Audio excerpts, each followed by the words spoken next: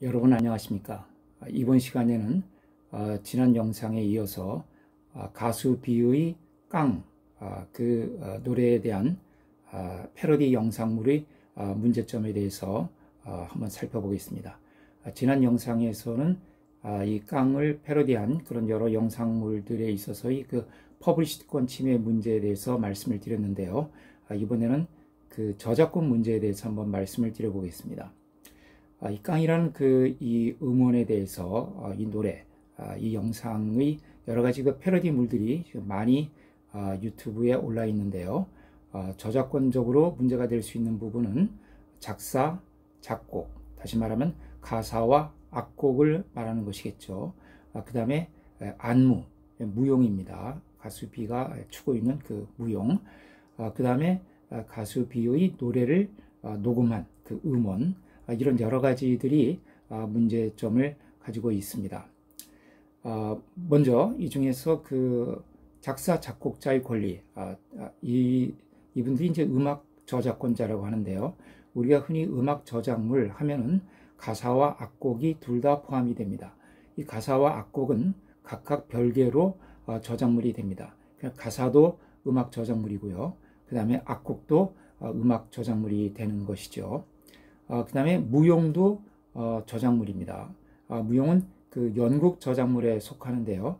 연극 저작물은 인간의 사상이나 감정을 동작으로 표현한 것을 우리가 연극 저작물이라고 합니다. 여기에는 이제 뭐 무언극이라든가 그 다음에 연극 무대에서의 어떤 연기의 형태, 우리가 연극에는 여러 가지가 들어있죠. 연극에는 각본도 사용이 되고요. 또 그 다음에 무대 장치도 있고 음악도 들어가고 그 다음에 그 연기자들의 연기도 들어가게 됩니다. 이 중에서 각본은 그거는 어문 저작물, 다시 말하면 문학적 저작물입니다. 또 배경음악 같은 것은 음악 저작물이고요. 그리고 무대 장치 같은 것은 미술 저작물에 속합니다. 그래서 연극 저작물 하면은 이런 것들을 다 제외한 그 동작 자체를 우리가 연극 저작물이라고 합니다. 대표적으로 연극 저작물로 인정된 것을 보면은 그 난타라는 공연 여러분들 아시나요? 어떤 그 대사가 없는 그런 무언극 형태의 공연이죠. 이 난타를 일종의 그 연극 저작물로 본 그런 사례가 있습니다.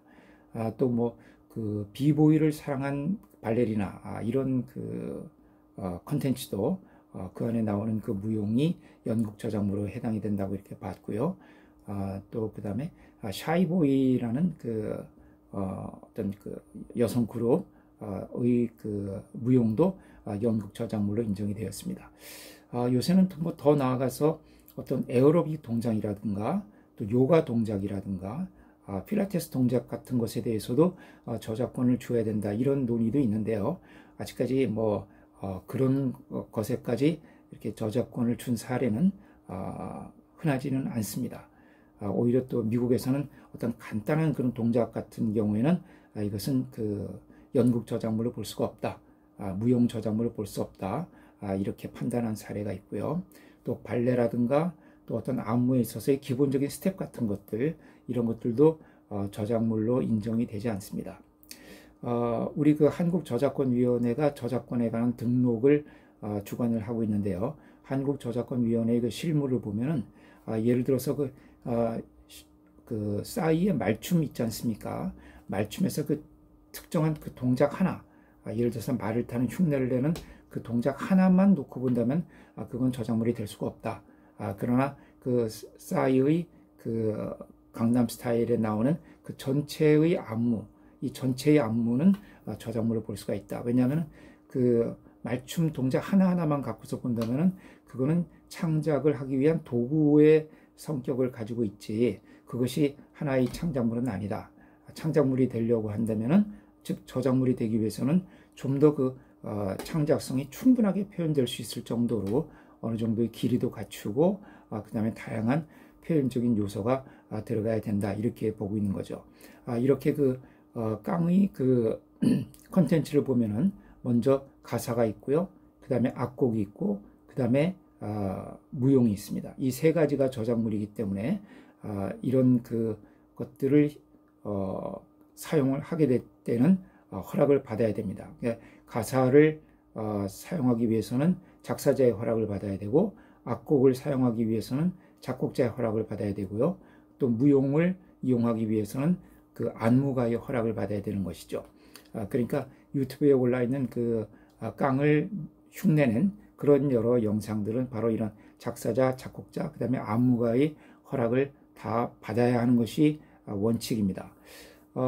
최근에 어떤 영상을 보니까 비의 깡이라는 노래의 작사, 작곡자는 그 리쌍길이라는 분이라고 하더라고요. 그렇다면 이런 그 깡을 흉내낸 그런 영상을 제작해서 올리기 위해서는 이 리쌍길의 허락을 받아야 되고, 그 다음에 그 비의 안무를 창작한 그 안무가의 허락을 별도로 받아야 되는 것이 원칙이 되겠죠. 그 다음에 또 문제가 되는 것이 이제 이 비의 그 뮤직비디오를 그러면 녹음한 음반 제작자, 음반사의 권리와 그 다음에 노래를 부른 가수 B는 어떤 저작권이 없느냐 하는 문제가 있는데요. 이 둘은 저작권은 없습니다. 저작권은 없고요. 이 음반을 제작한 그 뮤직비디오를 제작한 음반사는 음원 제작자라고 하고, 그 다음에 가수 B처럼 이렇게 노래를 부른 사람을 실현자라고 합니다. 이런 음반 제작자나 실현자는 저작자가 아니라 저작 인접권자라고 해서 별도로 이렇게 보호를 받고 있는데, 이런 저작 인접권자들은 자기의 음원이 그대로 사용되었을 때만 권리가 있고, 그것을 모방해서 부르는 것에 대해서는 권리를 갖지 못합니다. 다만 이제 지난 영상에서 말씀드렸던 퍼블리시티권이 침해가 됐을 경우에는 이제 별도로 권리를 주장할 수 있습니다만은, 이제 퍼블리시티권은 저작권이나 저작 인접권과는 별도의 권리이기 때문에 그건 지난 영상에서 제가 따로 말씀을 드렸습니다. 어쨌든 그 최근 유튜브에 올라 있는 여러 가지 그 가수 비의 깡을 흉내는 여러 영상들의 경우에는 그 비의 음원 그 자체를 사용한 것은 아니기 때문에 음반사라든가 가수 B가 권리를 주장할 수 있는 부분은 없습니다. 다만 가수 B는 퍼블리시티권 침해가 있다 그러면 그 부분에 대해서는 이제 권리를 주장할 수 있다는 거죠.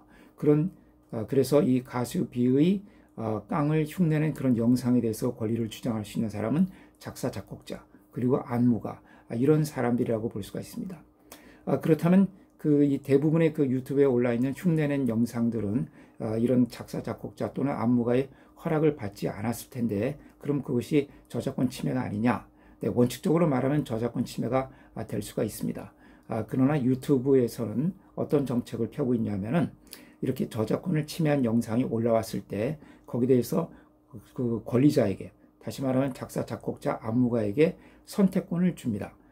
이렇게 그 당신의 저작물을 침해한, 저작권을 침해한 그런 영상이 올라왔는데 여기에 대해서 어떻게 하겠느냐? 이것 세 가지 옵션을 줍니다. 내리도록 하겠느냐? 아니면은 그것을 그냥 내버려 두고 그 흉내낸 영상에서 발생하는 수익을 쉐어, 즉 나누는 그런 방식을 택하겠느냐? 또는 일단은 두고 보고 그 영상이 커가는 과정을 한번 지켜보겠느냐? 다시 말하면 그러니까 내리도록 요구할 수도 있고, 권리자 입장에서는 그 흉내낸 영상을, 허락 없이 만들어진 흉내낸 영상을 내리도록 요구할 수도 있고요. 또는 그것을 허용해주고 그로부터 발생하는 수익을 공유하는 그런 선택을 할 수도 있고, 또 하나는 일단은 두고 보는 그런 선택을 할 수도 있습니다.